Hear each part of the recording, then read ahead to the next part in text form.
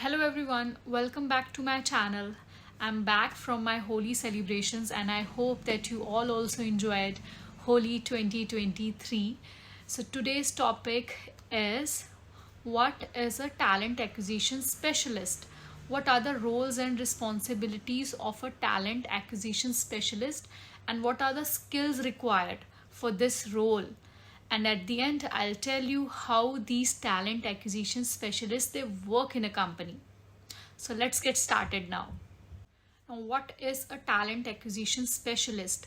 So a talent acquisition specialist is the one who follow various strategies, tactics, processes to identify the resources in the market, and they are supposed to meet the hiring needs in the company.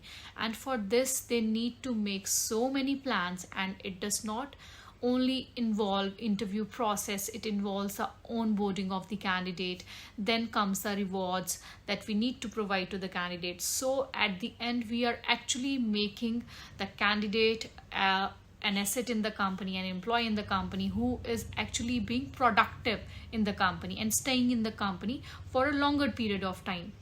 Now comes the roles and responsibilities of a talent acquisition specialist, and the first role is that they need to identify the hiring numbers, and along with that we need to set a target that by when, what kind of number we are supposed to close in the company. So in this we find out what are the hiring numbers in the company, what kind of job descriptions we need, how we will make these job descriptions. Next is writing irresistible job description for the vacancies in the company. Third is sourcing and lead generation.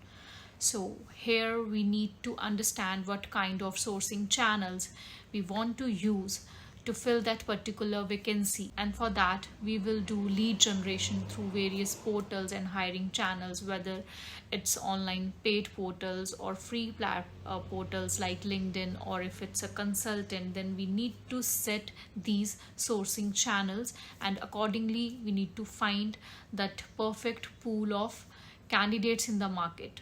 After this we will start the recruitment process, and in that we will be recruiting these candidates, we will be attracting them through company branding, we will promote the company culture, and in that way we will be recruiting them, scheduling their interviews.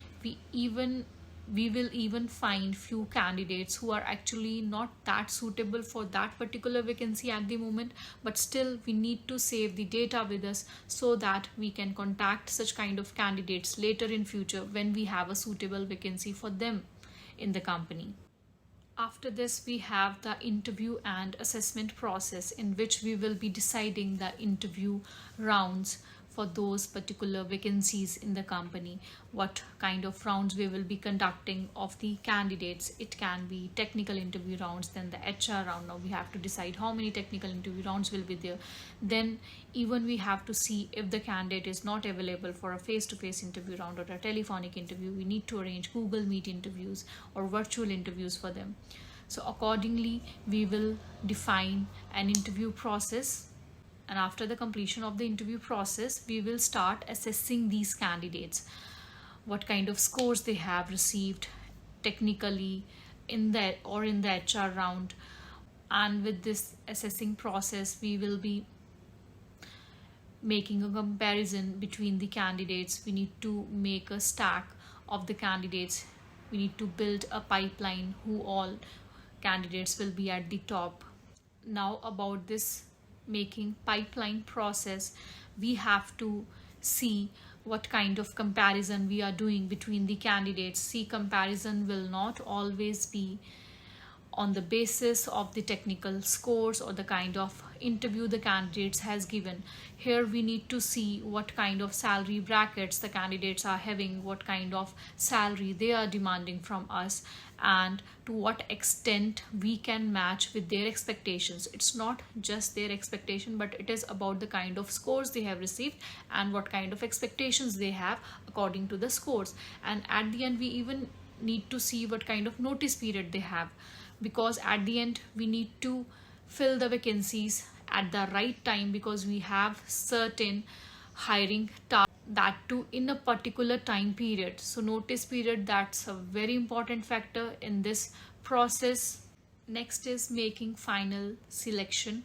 So after making the pipeline, when we have a comparison basis certain points, certain areas, then we will be making the final decision on the candidates, if we need to fill 2 positions or 3 positions, and with what kind of candidates we would like to go ahead and offer them a salary.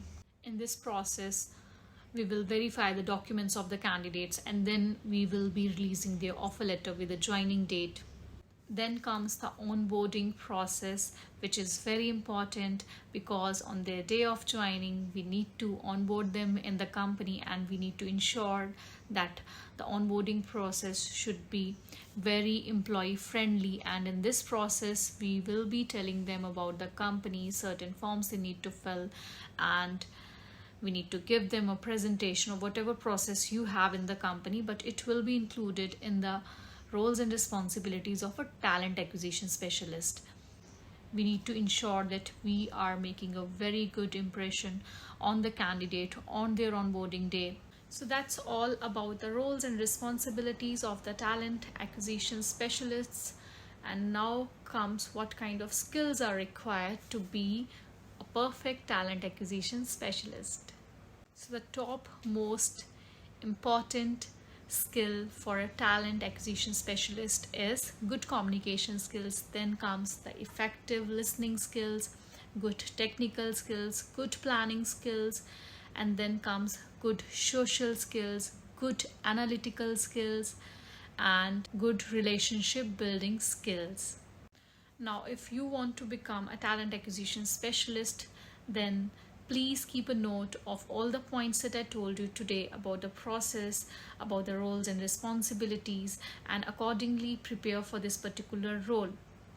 So that's it. Thank you everyone for your time, for your love, for your likes, comments.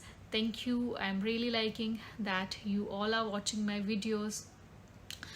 So keep sending me your messages, your comments, your likes, and thank you. Have a nice day. Take care. Bye.